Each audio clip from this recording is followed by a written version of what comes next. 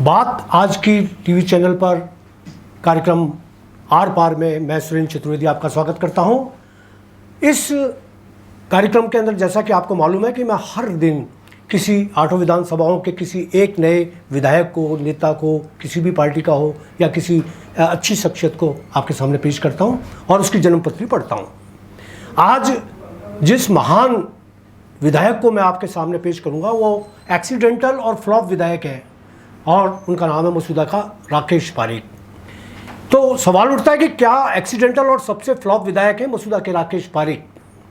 क्या आपने कभी सुना है कि दुर्घटना से कोई नेता विधायक बन गया हो? मेरा मतलब संयोग से। राजनीति में ऐसा ही हुआ।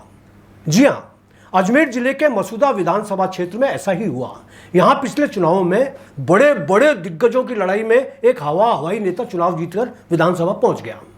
साइकिल और मोटरसाइकिल के पीछे बैठकर गरीब ब्राह्मण बनकर इस नेता ने वोट मांगे, दया दिखाई और दया दिखा भी दी गई। करोड़पति, बाहुबली, जमीन से जुड़े नेता आपसी लड़ाई और भीतर घात से जूझते रहे और ब्राह्मण देवता अचानक जीत गए। जी हाँ, मैं राकेश पारीक की ही बात कर रहा हूँ। मसूदा के विधायक राकेश पारीक खरगोशों की रफ्तार के बीच कछुआ बनकर जीत तो गए, मगर जीतने के बाद विधायक जैसा रुतबा या छवि नहीं बना पाए। मसूदा विधानसभा क्षेत्र उनके होते हुए भी अनाथ बनकर 5 साल पीछे चला गया, पिछड़ गया। इसकी 2 वजह रही। सबसे बड़ी वजह तो यह रही कि उन्होंने सचिन पायलट जैसे बरगद पर अपनी सियासती बेल चढ़ा दी। दूसरी तरफ से बरगद की जड़ों में गहलोत जी ने तेजाब डालना शुरू कर दिया। बरगद खुद कभी अपनी मर्जी से ताजी आबो हवा में सांस नहीं ले पाया, ऐसे में वह अपने पर लदी बेलों का क्या हरी रख पाता। राकेश पारीक मसूदा क्षेत्र में अपनी अलग से कोई पहचान नहीं बना पाए। उनकी पहचान सचिन पायलट के समर्थक की ही रही। लोग आज भी उनको सचिन का चिलगोजा या पिट्ठू मानते हैं। गहलोत ने जो सलूक सचिन पायलट के साथ किया वही उनके पिछलगुओं के साथ हुआ। न उनका कहना अधिकारी सुनते थे, न मंत्री। उनकी हैसियत विधायक की न होकर पार्षद से भी बदतर हो गई थी। खुद राकेश पारीक की शिकायत करते थे शुरू में कि कोई अधिकारी उनका कहना नहीं मानता। अरे माने भी तो क्यों? उनके पास कोई पावर तो हो तो माने ना। दर्शकों, प्रशासन बहुत चतुर और चालाक होता है। नेताजी की औकात नाप कर उसके साथ व्यवहार करता है। यही वजह है कि मसूदा विधानसभा क्षेत्र में राकेश पारीक की उतनी नहीं चली जितनी अन्य हारे हुए नेताओं की चलती है। इनमें सबसे कद्दावर और प्रभावशाली नेता तो भंवर सिंह पलाड़ा ही हैं। मसूदा में उनका कद राकेश पारीक से कहीं ज़्यादा है। उनकी पत्नी सुशील कंवर पलाड़ा, जो अभी जिला प्रमुख हैं, मसूदा के विकास को जिंदा रखे हुए हैं। पलाड़ा खुद भी मसूदा में अपना असर अधिकारियों पर रखते हैं। इसके अलावा भी मसूदा में बहुत सारे ऐसे नेता हैं, बहुत सारे ऐसे लोग हैं जो भले ही विपरीत पार्टी में हो लेकिन अपना अलग दबदबा रखते हैं। ऐसे ही एक नेता का नाम मैं आपके सामने लेना चाहूँगा, आशीष सांड। युवा नेता हैं लेकिन अपना असर पूरे क्षेत्र में रखते हैं। राकेश पारीक ने अपना अधिकांश विधायक काल सचिन पायलट के बाड़ों में बिताया। उनको कभी उनसे अलग कुछ करने का मौका ही नहीं मिला। जो लोग राकेश पारीक को विधायक बनने से पहले जानते हैं, ज़रा उनसे पूछिए कि विधायक बनने के बाद उनके व्यवहार में कोई बदलाव आया क्या? जवाब मिलेगा कि राकेश पारीक में पहले शातिराना अंदाज नहीं था, वह विधायक बनने के बाद आया। श्री सीमेंट प्रबंधन की स्वाभाविक कृपा का उन्होंने भरपूर लाभ उठाया। मसूदा के हर नए विधायक पर वैसे तो श्री सीमेंट की कृपा बरसती ही है, यह परंपरा है। औकात के हिसाब से तराजू रखी जाती है, तोला जाता है। गरीब ब्राह्मण को भी तोला गया।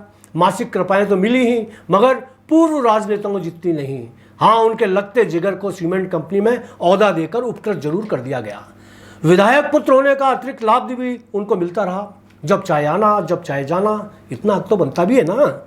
जहां तक जमकर लूटपाट मचाने का सवाल है, पारीक साहब को यह मौका खुलकर कभी मिल ही नहीं पाया। उनका आर्थिक प्रबंधन अपने स्थानीय राजनीतिक आका और पुत्र के भरोसे ही रहा। पड़ोसी विधानसभा केकड़ी के विधायक डॉक्टर रघु शर्मा और उनके पुत्र सागर शर्मा की तुलना यदि राकेश पारीक और उनके पुत्र अवधेश से की जाए तो वह पैसा कमाने में उनसे कहीं पासंग ही नहीं बैठते। सत्तारूढ़ पार्टी के विधायक होने के बावजूद वे निर्बल और निरीह विधायक माने जाते हैं। उनसे तो बेहतर किशनगढ़ के निर्दलीय विधायक सुरेश टांक ही हैं, रुतबे और अर्थ प्रबंधन दोनों में। यही वजह है कि लगभग सभी राजनीतिक लोग राकेश पारीक को अब तक का सबसे फ्लॉप विधायक मानते हैं।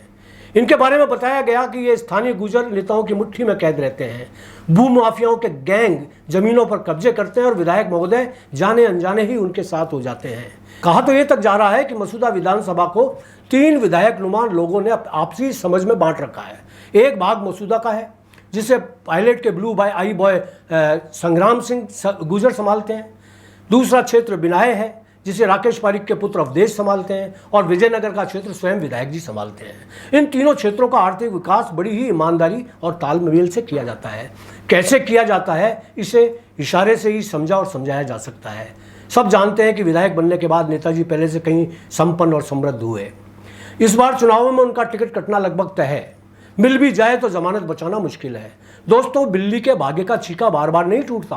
काठ की हांडी को धोकर फिर आग पर भी चढ़ाया जाए तो नहीं चढ़ाया जा सकता। यहाँ जाते जाते लाल डायरी का जिक्र भी कर दूं। गहलोत की लाल डायरी धर्मेंद्र राठौड़ मेंटेन करते थे। यदि सचिन जी की भी कोई लाल पीली हरी नीली कविताओं की डायरी हो सकता है हमारे नेताजी उसको मेंटेन करते हो। ये सिर्फ मजाक है दोस्तों। आज इतना ही, कल फिर किसी और नेताजी की जन्म पत्रिका लेकर आपके सामने हाजिर होऊंगा। धन्यवाद। आशा है आपको ये कार्यक्रम पसंद आया होगा। सब्सक्राइब करना ना भूलें। आपका यह सेवक सुरेंद्र चतुर्वेदी।